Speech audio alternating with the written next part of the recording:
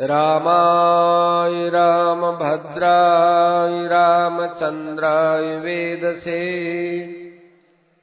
रघुनाथाय नाथाय सीतायाः पतये नमः। अतुलितबलधामं हेमशैलाभदेहम् दनुजवनकृशानुं ज्ञानिनामग्रगण्यम् सकलगुणनिधानं वानराणामधीशम् रघुपतिप्रियभक्तं वातजातं नमामि। गोस्वामी जी महाराज भगवान के नाम की महिमा बता रहे हैं। भगवान का एक नाम होता है, एक रूप होता है, दोनों की अपार महिमा है। इनमें किसको बड़ा कहे और किसको छोटा कहे, को बड़ छोट कहत अपराध। भगवान का रूप बड़ा है कि नाम बड़ा है साहब? तो गोस्वामी जी महाराज कहते हैं कि हम किसी की तुलना करेंगे तो एक को तो बड़ा बताना पड़ेगा, तो एक को छोटा बताना ही पड़ेगा।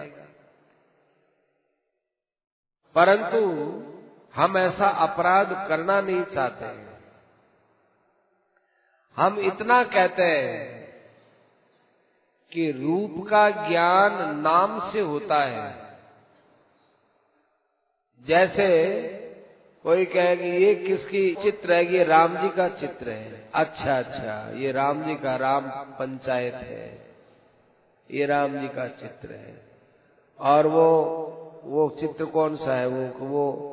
वो आगे तुलसीदास जी के पास है, वो कृष्ण भगवान का है। अच्छी बात। तो रूप तो दिख रहा है, लेकिन जब तक नाम नहीं बताया जाएगा तब तक आदमी संदेह में पड़ा है कि किसका चित्र है। देखिए रूप नाम अधीना, रूप ज्ञान नहीं नाम विहीना। नाम से रहित रूप का ज्ञान नहीं होता।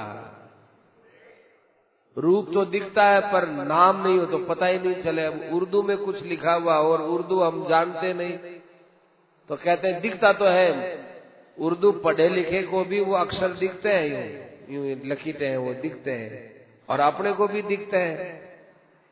दिखते हुए भी हम लोगों को ध्यान में नहीं आता क्या उर्दू जानने वाला पढ़ लेता है कि ये है अलिफ बे पे ते से ऐसे। तो रूप है वो नाम बिना नहीं जाना जाता।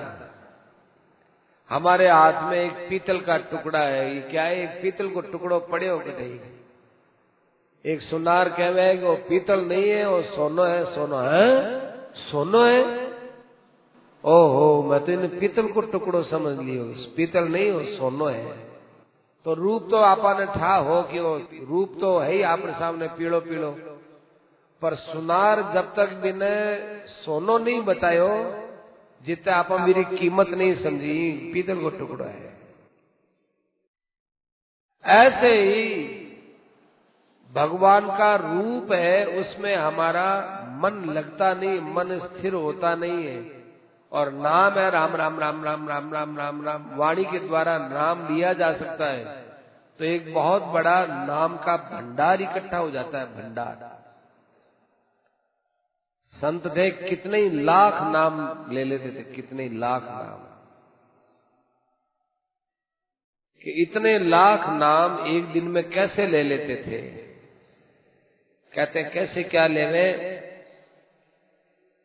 जब नाम लेने लगता है तो आदमी का काल दिव्य हो जाता है, समय दिव्य हो जाता है।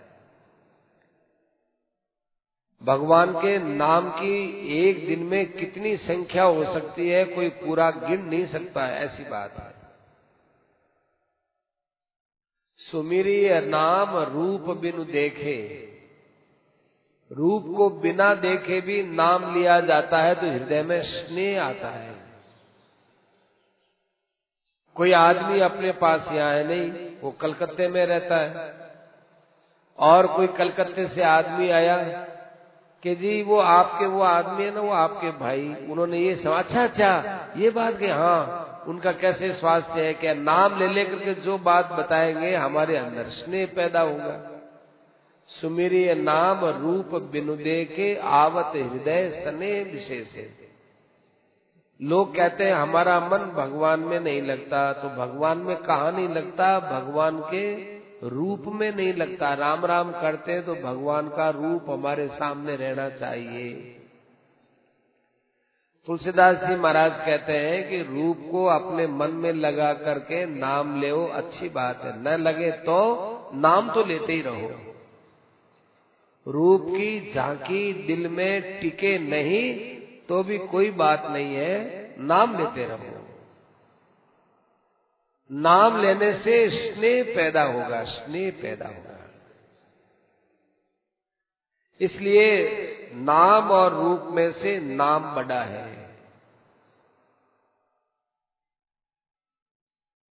और राम नाम मणि दीप धर जी देहरी द्वार, तुलसी भीतर बाहिरऊ जो चाहे सी उजियार। ये राम नाम रूपी मणि है, मणि ये होठों पर, ये होठ क्या है? देहली है, देहली। जैसे मकान की देहली होती है, वहां पर दीपक रख दिया तो वो अंदर भी प्रकाश जाता है, बाहर भी प्रकाश जाता है। ऐसे बहुत बढ़िया बात कही है। तुलसीदास जी कहते हैं कि अपने मुंह, अपने होठ के ऊपर राम राम राम राम राम करो, अंदर भी ज्ञान का प्रकाश होगा और बाहर का भी आपका व्यवहार, जैसे अभी सेठ जी ने कहा लेख में, बाहर का व्यवहार भी आपका बहुत पवित्र और शुद्ध होगा। प्रारंभ में लोग कह सकते हैं कि मैं जाना को नहीं गई, मैं वो केड़ो कहो जाना मैं अब राम राम कर तो फिरे। लोग ऐसा कह सकते हैं, पर जिसको इधर चलना है वो इसकी परवाह नहीं करता। ऐसी ऐसी बातें जीवन में आती है, वो परवाह नहीं करता, उनकी अंदर से परवाह नहीं करता। उनको कुछ नहीं कहता, लेकिन अपने अंदर से इधर चलता ही रहता है। राम नाम मणि दीप धर, ये दीपक कैसा है? मणि रूपी दीपक है, मणि दीपक। ये मणि दीपक क्यों कहा? दीपक ही बोल देते, दीपक तो हवा में बुझ जाए भाई, ऐसा करते दीपक बुझ जाए, पर मणि रूप दीपक है ना, ये बुझता नहीं। कितनी आंधी आए, तूफान आए, मणि चमकती रहती है। ऐसे ही भगवान का नाम रूपी जो मणि है, कितनी बाधा आए वो नाम छूटता नहीं है, अंदर भी प्रकाश करता है और बाहर भी। राम नाम मणि दीप धर जी देहरी द्वार, जीवा रूपी देहली के ऊपर उसको रख दिया तो तुलसी भीतर बाहिर हो जो चाहे सी उजियार। इसलिए भगवान के नाम से सदा ही सहायता मिलती है। सेठ जी तो कहते थे कि हमारे सामने कभी कोई व्यवहार में कठिनाई आती कि यहाँ हम क्या करें, तो उस समय में हम राम राम राम राम करते और भगवान राम का ध्यान करते और सोचते कि इस समस्या में भगवान राम होते तो क्या करते? भगवान का ध्यान करते, राम राम करते हुए जो बात पहले पैदा हो, हाँ ये बस ये राम जी की आज्ञा है। देखो इसके लिए संतों ने एक बात बताई है, आपके जीवन में कोई ऐसी दो काम है, दो काम, एक काम तो ये है, एक काम ये है, दोनों ही काम अच्छे हैं, दोनों ही काम अच्छे हैं, लेकिन कर तो एक समय में एक ही करोगे तो क्या करें कि भाई अब ऐसे समय में भगवान राम क्या करते हैं, तो राम जी का ध्यान करो, राम जी का नाम लो और फिर जो बात पैदा होगी ये करना चाहिए, फिर वो काम कर लेना चाहिए। कई लोग जो है ना वो पुर्ची लिखते हैं, कागज में पुर्ची लिखे होती है और किसी बच्चे को बुला के उठा लिया, ये क्या है? बस ये भगवान की आज्ञा है, ऐसा भी मानते हैं। पर सेठ जी कहते हैं कि इसकी बजाय भगवान का ध्यान करके करना चाहिए।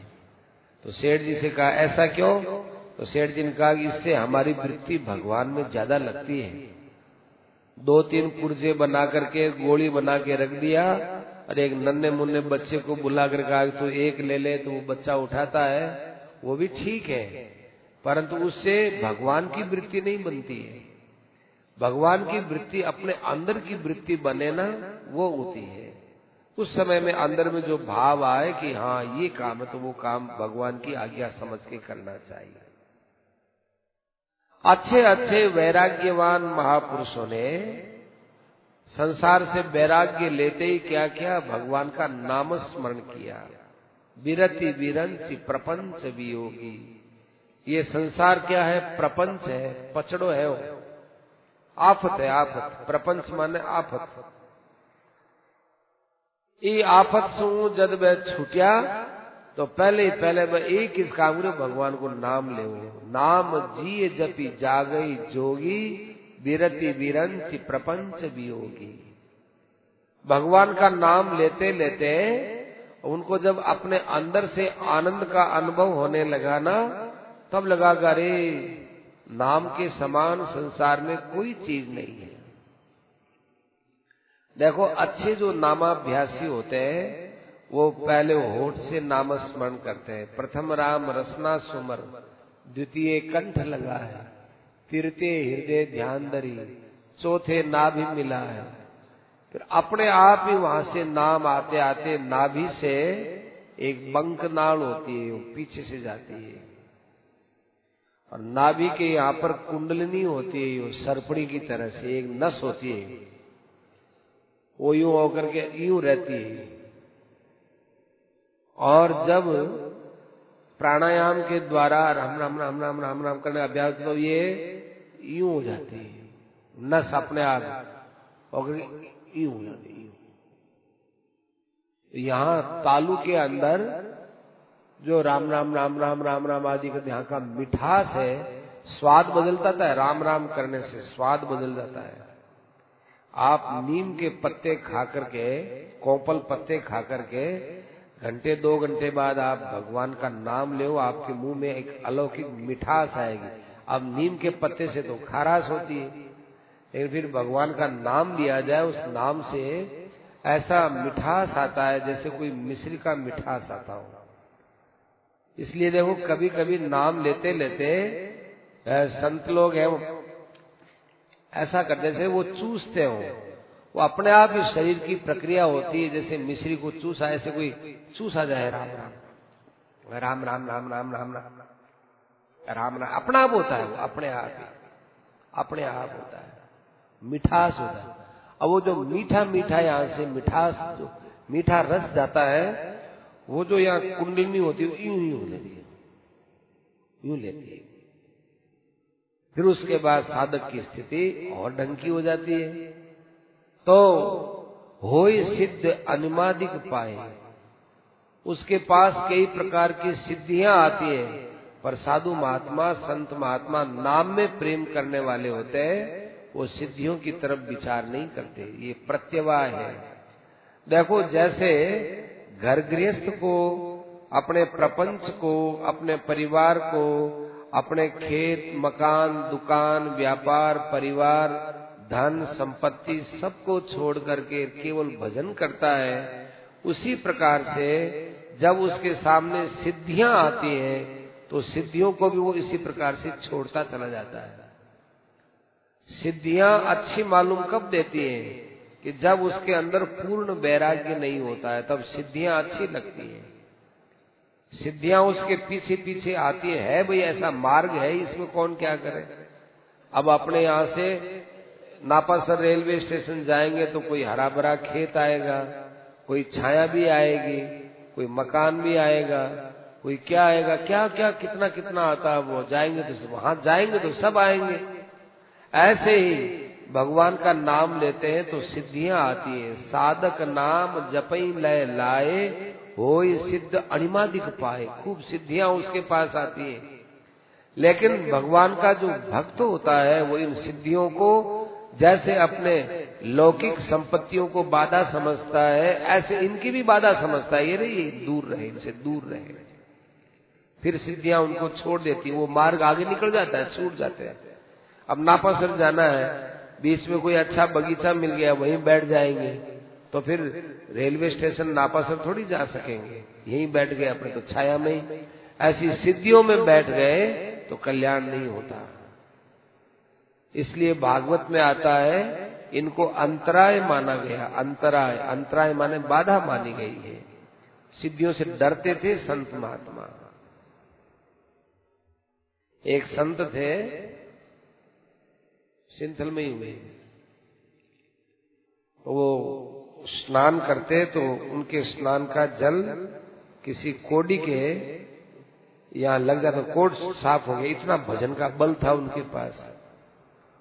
तो उनके पास में रहने वाला एक सेवा में रहने वाला था, उसने किसी कोडी पर दया कर दी कि ठीक है आ जाओ। अब वो दया तो कर दी, और महाराज को पता चला कि भाई ऐसे ऐसे ये हमारे स्नान का जल किसी कोडी पर डरा, तो नाराज हो उसको निकाल दिया, चले जाओ तुम यहां से। ये सिद्धियां भगवान की भक्ति के अंदर काम लेनी चाहिए, संसार के उत्कर्ष में काम नहीं लेनी चाहिए। अब ये कोडी के ऊपर तुमने जल डाला, एक बार कोड तो ठीक हो गया, उसको यही कहते ना कि तेरे शरीर में कोड हो गया। तो देखो देहाध्यासी पुरुष को अपने शरीर में अहम भाव मिटाना बड़ा मुश्किल है, और जितनी विकृतियां पैदा होती है शरीर को मैं और मेरा मानने से होती है। स्त्री और पुरुष का भी आपस में आकर्षण होता है, वो अपने शरीर के अंदर आसक्ति होने से पैदा होता है आकर्षण। तो कोडी को ये बताया जाता है, अरे भाई तेरे लिए तो कल्याण करने का बहुत अच्छा समय आया, तेरा शरीर बड़ा गंदा है, तो इस शरीर को तू मैं मत मान, गंदा शरीर तेरा रूप नहीं है। उसके जल्दी समझ में आएगा। और जिनका शरीर स्वस्थ है, सबल है और सुडौल है, सुंदर है, उनका शरीर में अहम भाव, अपने अंदर सुंदर भाव मिटना बड़ा मुश्किल है।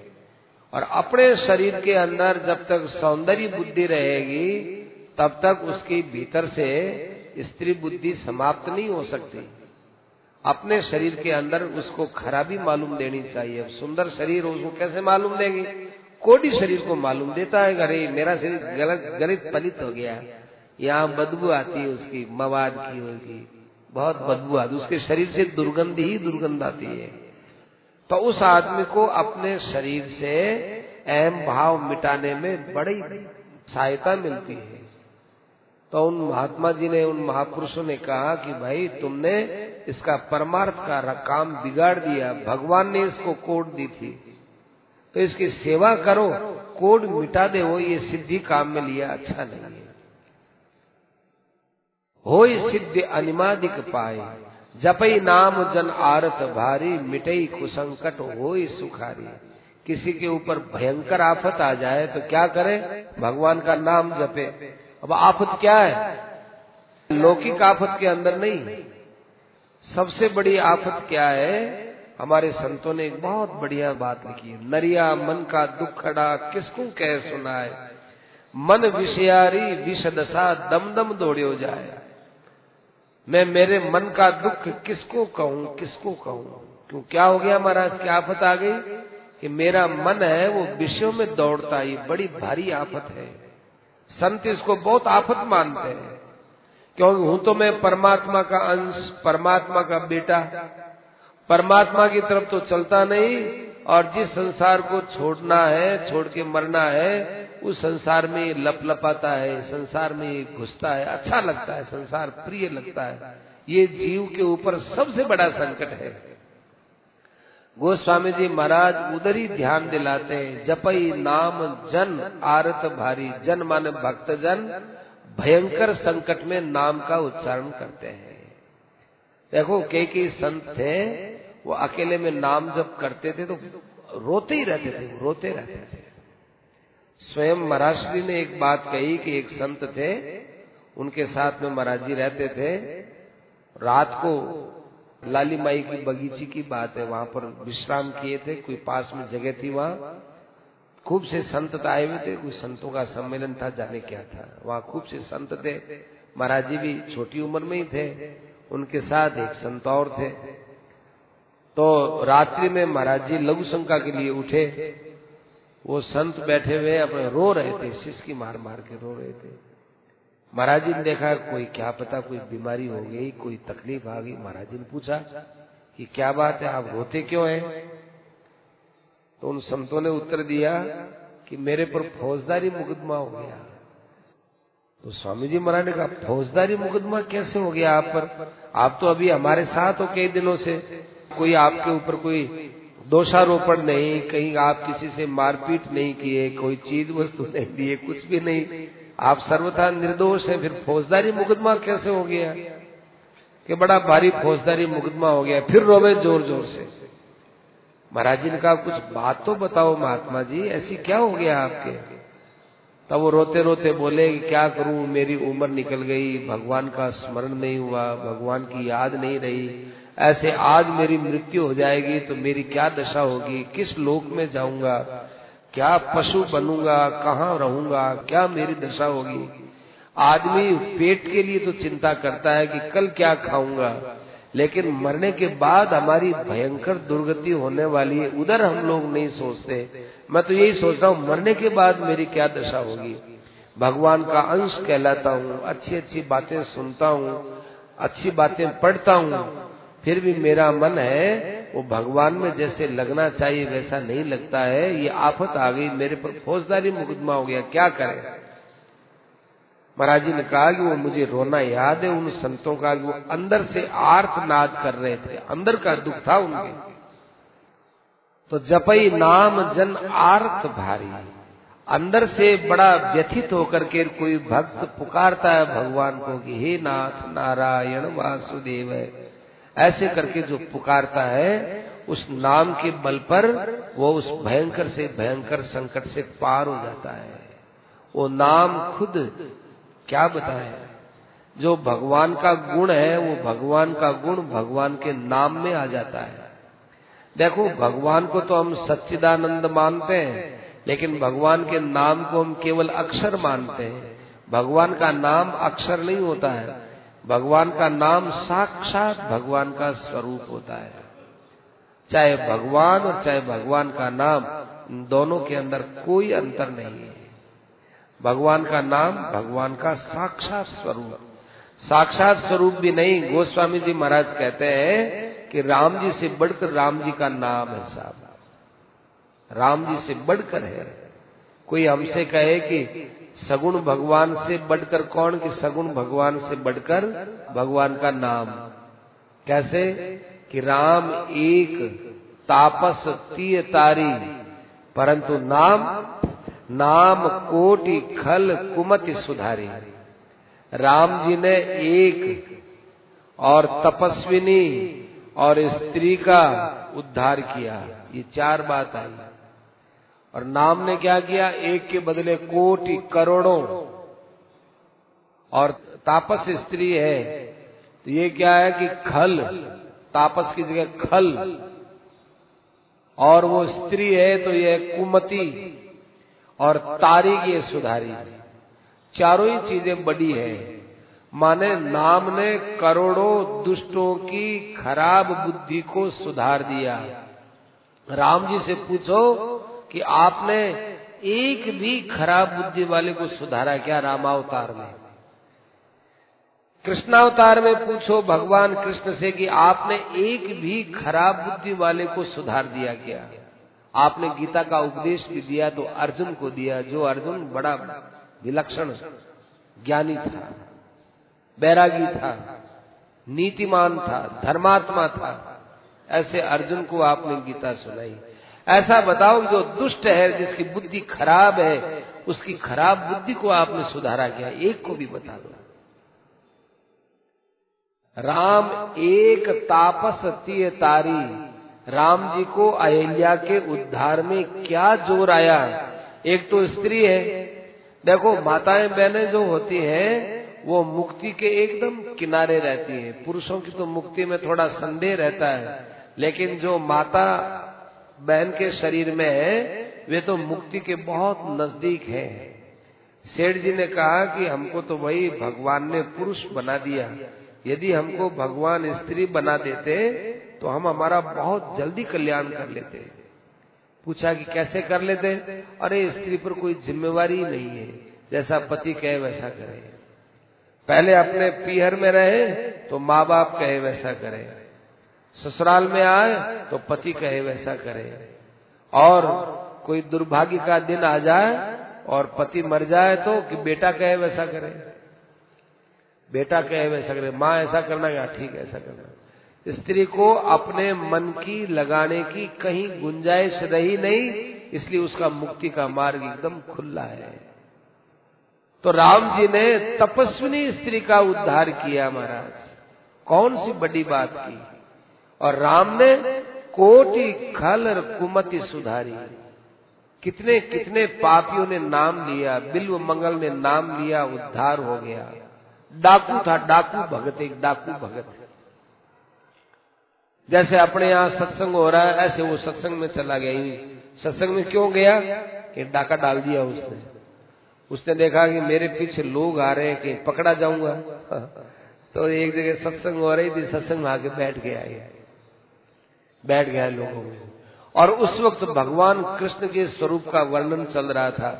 ऐसे वो छोटे से बालक हैं, ऐसे उनके मणियों से चारों तरफ बनाया हुआ मुकुट, उसके अंदर मोर लगाया हुआ, बहुमूल्य मणियां हैं, और उनके गले में बहुत सुंदर मणि है, हाथों के अंदर बड़े अच्छे कड़े हैं। और वो डाकू देखे, अब डाकू को क्या पता कि क्या है, उन्होंने देखा छोटा सा बच्चा इतना गहना लदा हुआ, वो बड़ा ध्यान से सुनता गया। ऐसा सांवला सलोना उसका रंग है, मोटी मोटी उसकी आंखें हैं, और वो बहुत सुहावना लगता है। अभी उसके पूरे दांत आए नहीं है। वो गायों को चराने के लिए जाता है और गायें चरती रहती हैं, और वो अपने बांसुरी लेकर के बांसुरी की राग में अपने आप में मस्त रहता है। गायें भी उसकी बांसुरी सुनती हैं, उसके सखा भी बांसुरी सुनते हैं। उस बांसुरी के सामने सब लट्टू हो जाते हैं। वो भी किसी को नहीं देखता, वो कोई उसके बंसरी के अलावा किसी को नहीं सुनते। एकांत जंगल के अंदर वो ऐसी बंसरी बजाता है। डाकू ने देखा तो बहुत अच्छी बात है, लूट लेंगे उसको, बच्चा ही तो है। अब वो बहुत ध्यान से सुनता रहा। अब थोड़ी देर बाद कथा विसर्जित हुई, कथा संपन्न हुई और सब अपने अपने घर जाने लगे। वो डाकू एक जगह बैठ गया और जो कथा करके जा रहे थे पंडित जी, आगे जाकर के पंडित जी के पास जाके, वो पंडित जी ने बोले क्या बात है भाई, कौन हो तुम? देखो पंडित जी मैं डाकू। अब वो पंडित जी ने कांपने लगे। पंडित जी ने कहा भाई मेरे थोड़ा बहुत गुजारा होता है, कथा करता हूँ और कुछ मुझे दे देते हैं, उससे गुजारा करता हूँ। भाई मेरे पास तुम जो है ये डाका डाल के क्या करोगे? कि नहीं हम तुम्हारे पैसा नहीं लेंगे।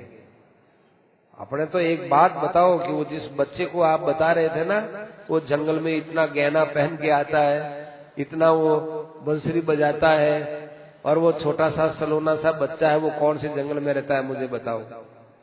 मैं उसको लूटूंगा और उसका जो धन मिलेगा उसमें आपको भी दे दूंगा कि आपको भी रोज रोज ये माथा पच्ची नहीं करनी पड़ेगी। गर्मी में आते हो और फिर दूर जाते हो, थोड़ा बहुत मिलता है, अपन ऐसा करेंगे, उसमें बहुत कुछ तो मैं रख लूंगा, कुछ आपको दे दूंगा, मुझे बताओ कौन से जंगल में। पंडित जी ने देखा ये तो बड़ी मुश्किल होगी, आफत है, ये तो भुरुट की तरह चिपक गया। और भुरुट है ने चालते चालते चिपक जावे, अठो उतारा तो पाछो अठीन कठी चिपक जावे। खेत में भुरुट हुए थे ना, वो भुरुटाड़ी जी कठू आ गयो भाई। तो कहा कि भाई मैंने तो कथा में लिखा वो बाचा है कि नहीं मुझे बता देना, नहीं तो ठीक बात नहीं है। अब जानते हो कि नहीं मेरे पास ये लठ है, लक्कड़ है ये पूरा, मैं ऐसे नहीं जान दूंगा, बताओ कौन से जंगल में है। अच्छा हाँ बताता हूँ, यहाँ से 5 कोस की दूरी पर है। उन्होंने कहा इतनी दूर चला जाएगा, 5 कोस की दूरी पर है। किस समय आता है कि वो पो फटते फटते आवे, जिस टाइम सूर्य भगवान लाल लाल रहे भी टाइम वो आवे। उसके साथ कौन कितने आदमी होते हैं? वो शुरू में 2 जने ही आते हैं, एक तो वो और एक उसका भाई आता है। मुझे फिर दोबारा बताओ कि क्या उसका स्वरूप है। अब देखो पंडित जी तो आफत छुड़ाने के लिए बोलते हैं, वो डाकू है अपने हृदय में उसका रूप उतार लेता है। ऐसे कानों में कुंडल है और भुजबंद है, हाथ में बड़े सुंदर कड़े हैं और करदनी में बड़ी सुंदर सुंदर सोने की एक लड़ है जिसमें मणियां पोई हुई है। अब वो रत्नोकार उनका वर्णन किया तो उसके तो मुंह में पानी आ गया डाकू के। ठीक है पंडित जी, आपकी कुटिया बताओ, आप कहाँ रहते हो? कल मैं उसको लूटूंगा, फिर आपके वहां को दूंगा। कैसे? सबके बीच में दूंगा तो पक जाऊंगा। आपकी कुटिया बता दो। पंडित जी ने कहा भी मुझे चाहिए धन चाहिए नहीं। क्या? नहीं नहीं नहीं, ऐसा किए बिना तो आप मेरा कहीं कहीं नाम कर दोगे दुनिया में, मुझे पकड़ा दोगे। थोड़ा बहुत आपको दिया रहूंगा तो आप दबे रहोगे। पंडित जी ने कहा अच्छा ऐसा करो, मैं रहता तो यहाँ हूं, तुमको धन मिल जाए तो मेरे पास आ जाना। ठीक है। पंडित जी को पता है न तो 9 मन तेल होगा, न राधा जी नाचेगी, न तो कोई उसको भगवान मिलने वाले, न उसको कोई धन मिलने वाला, और न कोई वो बात का हाँ ठीक है ठीक। हाँ वो में पंडित जी तो निकल गए।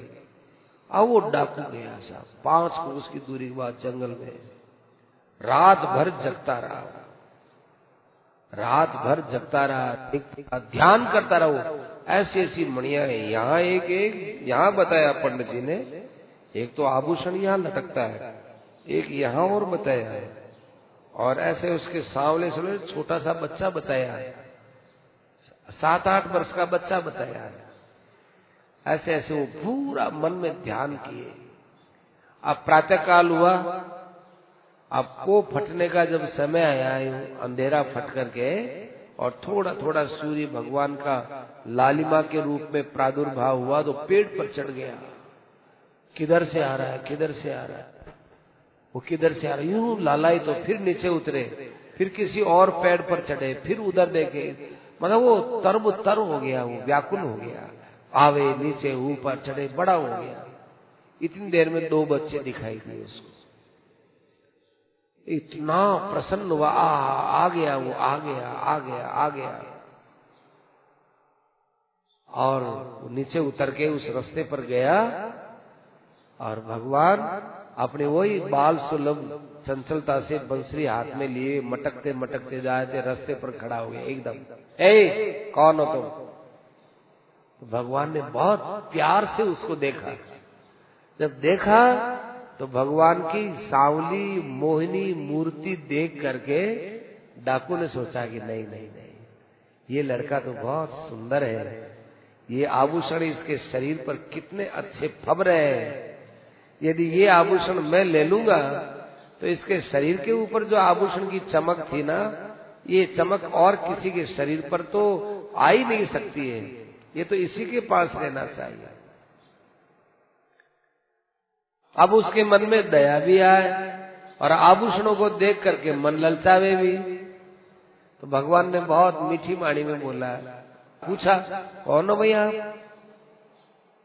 अब वो भगवान है ना, सत्य स्वरूप भगवान, तो डाकू के मन में भी सत्य बात आई कि भाई हम तो कल कथा में गए थे तो हमको पता चला कि तुम यहाँ गायें चराते हो और तुम्हारी माँ खूब श्रृंगार करती है, हम तो तुमको लूटने के लिए आए थे। अच्छा आप लूटने के लिए आए थे, तो लो हम खोल खोल के दे देते हैं, और देखना आप हमको मारना नहीं हो, हमको पीटना नहीं, हम छोटे बच्चे हैं, हम तुम्हारी पिटाई सहन नहीं कर सकेंगे। इतना भगवान ने ऐसे प्यार से कहा तो वो डाकू वहां रोने लग गया। डाकू रोने लग गया कि नहीं बालको, मैं तुम्हारे कोई हाथ नहीं लगाऊंगा। भगवान यूं अपना आभूषण उतार करके ये ले जाओ, ये आभूषण ले जाओ, ये ले जाओ देने लगे। उसने कहा नहीं अब मैं नहीं लूंगा। अब देखो भगवान का रूप, भगवान का बोलना इतना आकर्षित किया, इतना आकर्षित किया। उस डाकू ने कहा कि देखो हम तुमको मारेंगे नहीं, पीटेंगे नहीं, तुमसे हम कुछ नहीं लेंगे, हमको इतना बता दो कि तुम रोज इस जंगल में आओगे ना? हम रोज इस जंगल में ही आते हैं, तो इस जंगल में तुम रोज एक बार सुबह पहले मुझसे मिल लोगे ना? तो मिल लो, मिल लेंगे। और जो है अब उसको पता ही नहीं कि अनंत कोटि ब्रह्मांड नायक परात्पर परब्रह्म परमेश्वर सर्वेश्वर सर्वाधार सर्वांतर्यामी भगवान है, कुछ पता नहीं था। वो तो रूप के अंदर मोहित हो गया है। एक दिन गया वो पंडित जी के पास कि पंडित जी, अरे आ गए तुम? आए पंडित जी, आ क्या गए, बस पूछो मत कि क्या हुआ। अब देखो पंडित जी तो रूप का वर्णन करते थे बेचारे ऊपर ऊपर से, अब वो जो पंडित जी के सामने रूप का वर्णन करने लगा, झर झर हो गया, खूब रोने लगा। पंडित जी, मैंने उसकी आवाज सुनी, इतनी मीठी आवाज, मुझे तो किसी से बात करने की इच्छा नहीं होती, और मैंने उसको अपने गोद में लिया छोटे बच्चे को, तो किसी को छूने की इच्छा नहीं होती। इतना कोमल, इतना सांवल सूरत, वो किसी को देखने की इच्छा नहीं होती। आदमी यही तो फंसता है, कहीं रूप में फंसता है, कहीं स्पर्श में फंसता है, कहीं सुगंध में फंसता है, कहीं खाने पीने में फंसता है, कहीं कानों के अंदर सुनने में फंसता है। ये तो 5 ही तो चीज फंसाने वाली है, शब्द, स्पर्श, रूप, रस और गंध। तो ऐसी तो उसमें सुगंध आ रही थी, ऐसा वो मीठा बोल रहा था, ऐसा सुखद उसका मुझे स्पर्श लगा, ऐसी बढ़िया उसके शरीर से दिव्य गंध आ रही थी, और ऐसा सुखद उसका स्पर्श मालूम दे रहा था। भाई अब हमको तो कोई दूसरी चीज अच्छी लगे, वो गहने वेणे भी हमको नहीं लगे, हम तो कहते हैं कि वो रोज हमको दर्शन देता रहे। तो पंडित जी, आपको मैं ये कहने के लिए आया हूँ कि देखो मैंने तो उसको बस में कर लिया, आपको यदि वहां चलना है तो आप भी वहां चलो, मैं दर्शन करा देता हूँ। पंडित जी ने कहा कि तुमने देखा? कि हाँ देखा। कहाँ देखा? कि आपने बताया ना 5 कोस की दूरी पर, मैं 5 कोस की दूरी पर गया। आपने कहा ना कि सुबह पहले ऐसा, कि हाँ, तो बस सुबह पहले पो फटते वो आया था, गायें आई थी साथ में, एक वो साथ में उसका भाई आया था, फिर तो ग्वाल बाल के ही आ गए, पर हमारी बातें तो पहले ही हो गई। पंडित जी ने कहा मुझे दिखा दोगे? चलो दिखाएंगे, सामने की बात है। पंडित जी को ले आया डाकू, पंडित जी को ले आया तो उस दिन भगवान आए। अब डाकू को तो दिखे, पंडित जी को नहीं दिखे। डाकू कहता वो देखो वो देखो वो आ रहा, वो देखो वो आ रहा, वो आ रहा है, देखो देखो पंडित जी देखो। पंडित जी आंख फाड़े, पंडित जी को नहीं दिखे। तो इधर भगवान आए, डाकू ने कहा कि जी हमारे ये पंडित जी हैं, इन्होंने तो हमको भेजा था, आप इनको भी दर्शन दो। तो भगवान ने कहा कि भाई पंडित जी को नहीं, हम तो आपको दर्शन देने के लिए बाध्य थे, इनको भी दो। अच्छा इनको भी दे देंगे, आप पंडित जी का हाथ पकड़ लो। पंडित जी का हाथ पकड़ लिया, पंडित जी को दर्शन हो गए, पंडित जी निहाल हो गए। तो ऐसे राम एक तापस तिय तारी, नाम कोटि खल कुमति सुधारी। अब बताओ, भगवान ने उसकी बुद्धि सुधारी या भगवान के ध्यान ने, भगवान के नाम ने, भगवान के स्वरूप की मूर्ति जो अंदर बैठी उसने सुधारी? उसने सुधारी। भगवान तो दर्शन देने के लिए बाध्य थे, आगे।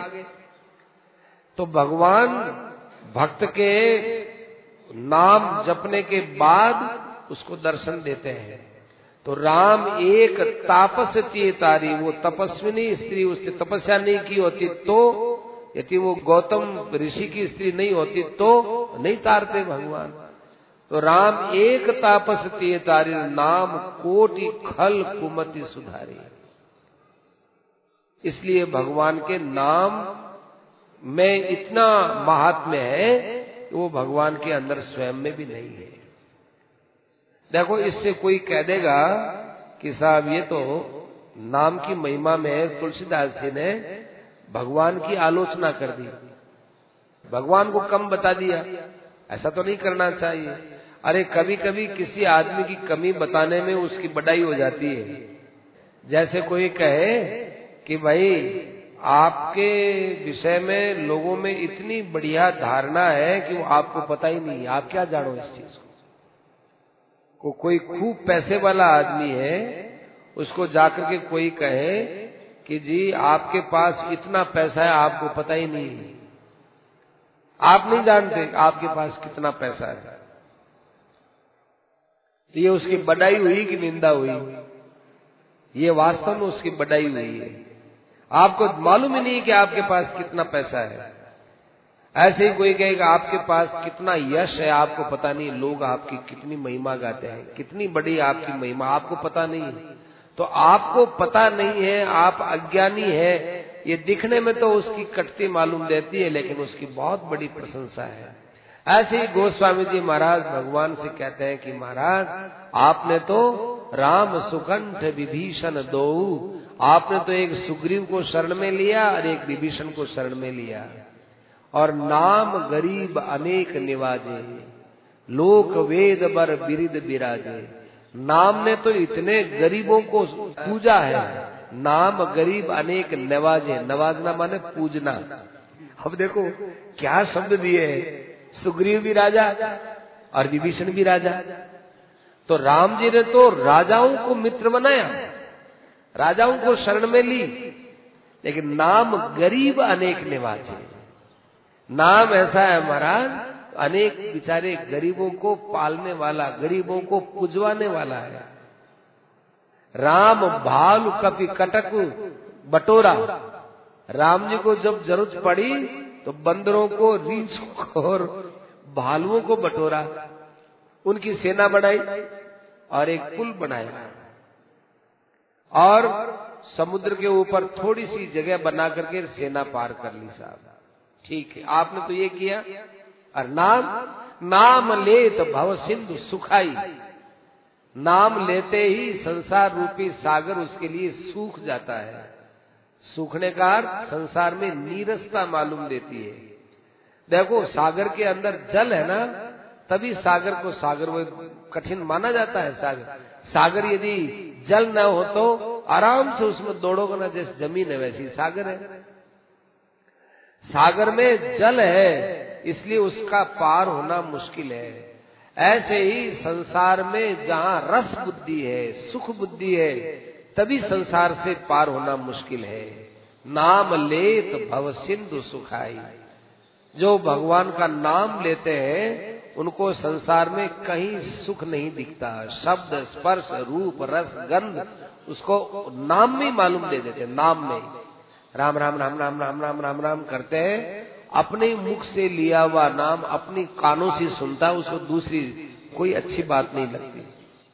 अपने मुख से लिया हुआ नाम अपने कानों से सुनो, फिर कोई रेडिया चला दो, सिनेमा का गाना चला दो, उसको सिनेमा का गाना अंदर से पसंद नहीं आएगा। नहीं लेता है वो बात अलग है, नहीं लेता है कोई नाम, उसको गाना पसंद आ जाए तो उसकी तो चर्चा ही नहीं है। चर्चा उसकी एक जो अपने मुख से लिए हुए भगवान के नाम को अपने ही कानों से सुनता है, उस सुनने में उसको इतना आनंद आता है कि कितने ही संगीत से भरा हुआ उसके पास में गाना हो वो उसको पसंद नहीं आएगा। नाम लेत भव सिंधु सुखाई, ऐसे ही राम राम राम राम राम राम करने वाला राम, ये रूप है राम जी, राम ये राम है ऐसा लिखा, उसका ध्यान करता है, उसके अंदर ऐसी एक रूप देखने की शक्ति जागृत होती है कि संसार में कितना ही अच्छा रूप दिखा उसको उसमें अच्छा नहीं दिखे, उसमें उसको तो राम राम ही रूप अच्छा लगेगा। तो रूपा शक्ति मिट गई, श्रवणा शक्ति मिट गई, और शरीर के अंदर कुछ ऐसी दिव्यता होती है, राम राम लेते रोमांच हो जाते हैं, बाल यूं खड़े हो जाते हैं और रोमांच हो जाता है। वो स्पर्श शक्ति है, उससे ऊंचा उठ गया।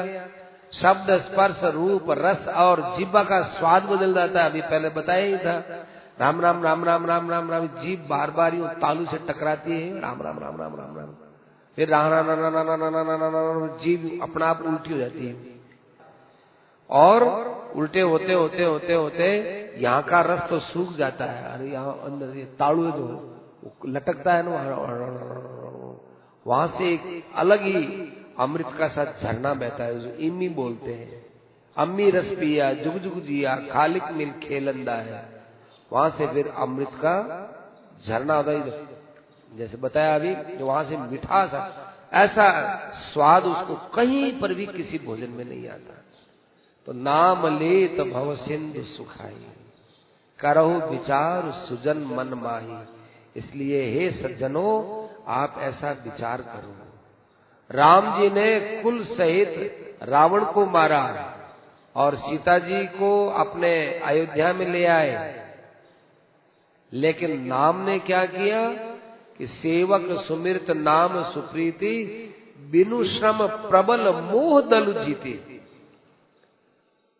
राम जी ने कुल सहित रावण को मारा। कुल सहित रावण का क्या, रावण था, रावण का बेटा था, रावण का भाई था, रावण के कुल में परिवार में जो सदस्य थे उनको मारे। लेकिन यहाँ प्रबल मोह दल, ये मोह का जो दल है, सेना, ये बहुत बड़ी सेना है।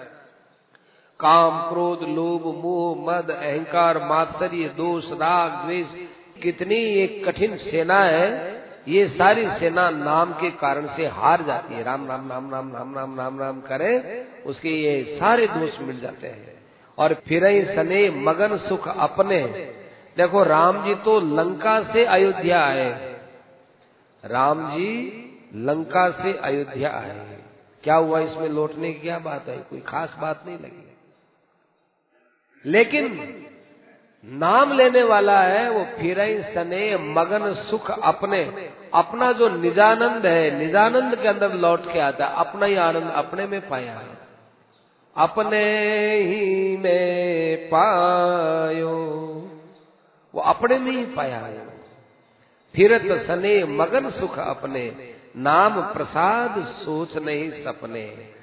इसलिए तुलसीदास जी महाराज कहते हैं कि सगुण से निर्गुण से दोनों से मैं तो नाम को बड़ा मानता हूँ। इसीलिए 100 करोड़ रामायण थी, 100 करोड़ रामायण, उसमें से शंकर भगवान ने राम राम को ही सार लिया।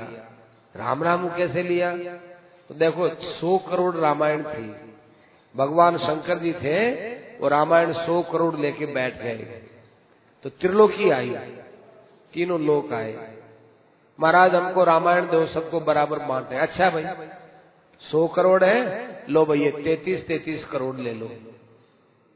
33 करोड़ दिया ना, तो 99 करोड़, 1 करोड़ रह गए, 1 करोड़ रही तो 33 लाख दे दिया, लो भाई त्रिलोक तुम 33 लाख दे लो। 33 लाख देने के बाद में फिर 1 लाख रह गई, 1 लाख रहे तो 33 हजार दे दिया, लो भाई तुम ले जाओ। 1000 रह गई, 1000 रहा तो फिर 300 दे दी, अल्लो भाई।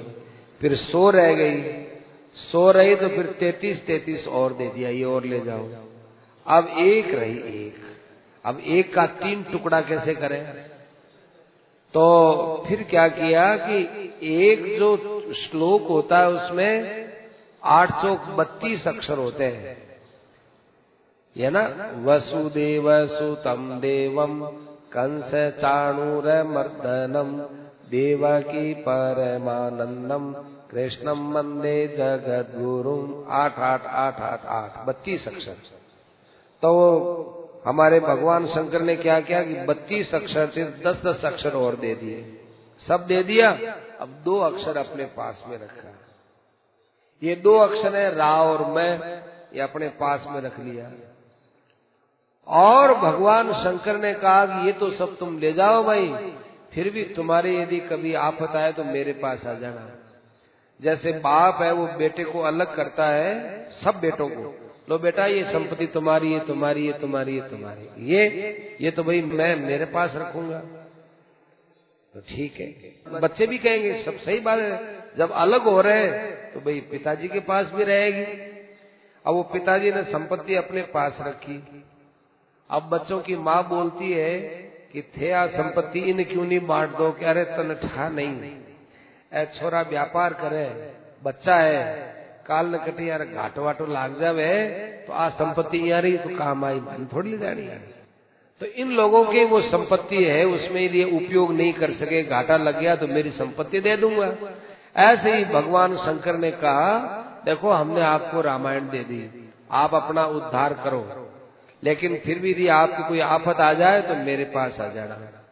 क्या महाराज कहाँ मिलोगे आप, काशी मुगत हेतु उपदेशो, काशी में मिलूंगा मैं, और यही 2 रा और मैं लिए हुए बैठा हुआ हूँ।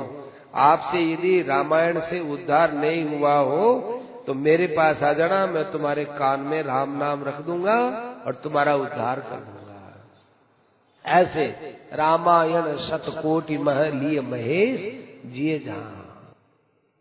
जय सीताराम सीताराम सीताराम, जय सीताराम जय सीताराम सीताराम सीताराम जय जय सीताराम सीताराम सीताराम जय सीताराम जय सीताराम सीताराम सीताराम जय सीताराम जय सीताराम सीताराम सीताराम जय सीताराम जय सीताराम सीताराम सीताराम जय सीताराम राम जय सीताराम